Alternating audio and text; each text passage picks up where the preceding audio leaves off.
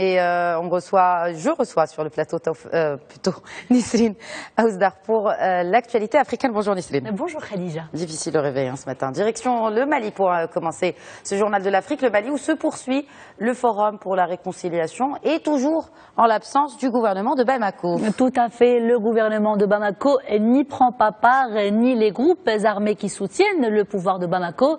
Ces derniers ont à maintes reprises demandé de reporter ces rencontres visant à apaiser les tensions qui règnent au Mali, un report auquel la coordination des mouvements de l'Azawad était opposée. L'ex-rébellion a donc maintenu le forum. Elle appelle d'ailleurs le gouvernement malien à revoir ses positions et à se joindre aux parties prenantes pour la réussite de ce grand rendez-vous de paix.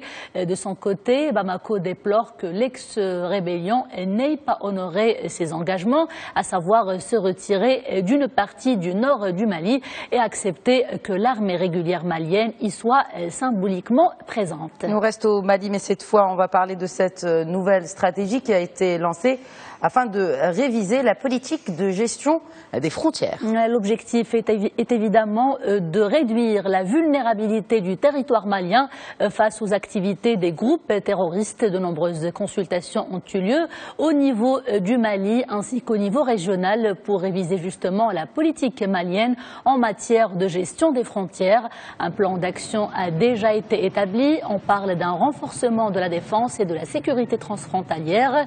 La région de Gao est particulièrement concernée. Il faut le rappeler, elle partage une longue frontière avec le Niger et elle demeure sans surveillance particulière. Cela fait d'elle une zone de non-droit et de trafic de tout genre. Plusieurs attaques terroristes y sont souvent menées.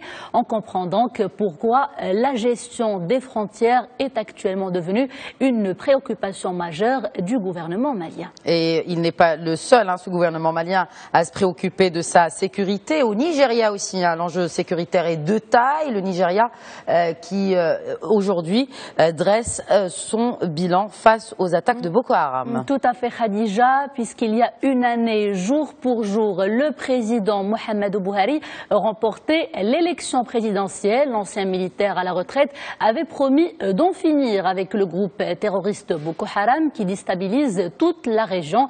Après son arrivée au pouvoir, quel bilan peut-on dresser ? Eh bien, c'est un bilan mitigé puisque le groupe Boko Haram est toujours présent dans le pays.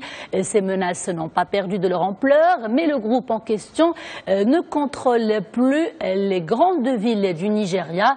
L'armée affirme l'avoir totalement délogé des zones clés. Et puis pendant l'année écoulée, il n'y a pas eu d'attaque frontale directe avec l'armée. Une armée dont les forces ont été renouvelées dès l'investiture de Mohamedou Buhari. Beaucoup d'améliorations ont été donc observées, Khadija. On enchaîne avec cette annonce de l'ONU, des Nations Unies, qui compte réduire encore une fois le nombre de leurs casques bleus en République démocratique du Congo. Tout à fait. Les casques bleus de l'ONU vont donc progressivement se retirer de la RDC puisque Kinshasa veut les voir rapidement partir. Elle a d'ailleurs demandé à maintes reprises. Pour parler chiffres, 1700 soldats vont se retirer du sol RD congolais et plus de 19 000 autres y sont toujours. L'ONU se dit prête à réduire encore ce chiffre global compte des progrès importants auront été enregistrés dans ce pays. Pour rappel, la mission de l'ONU en RDC vise à rétablir la stabilité et à lutter contre les groupes armés qui opèrent dans le sud de la RDC. Et puisqu'on parle de l'ONU, Nisrine, l'Éthiopie se porte candidate pour devenir membre non permanent du Conseil de sécurité. L'Éthiopie est le seul État de l'Afrique de l'Est qui est présenté comme candidate pour occuper ce siège. Sa candidature a été vivement soutenue ce matin par le Sénégal. Dakar qui salue le rôle exemplaire d'Addis Abeba dans le maintien de la paix dans le continent. Le soutien régional de Dakar compte beaucoup dans cette candidature, dans des candidatures similaires, puisque les membres non permanents du Conseil de sécurité sont renouvelés tous les 2 ans sur une base régionale d'abord, suivie bien évidemment d'un vote de l'Assemblée générale onusienne. Et c'est tout pour aujourd'hui, Khadija. Je vous remercie, Nisrine. Avant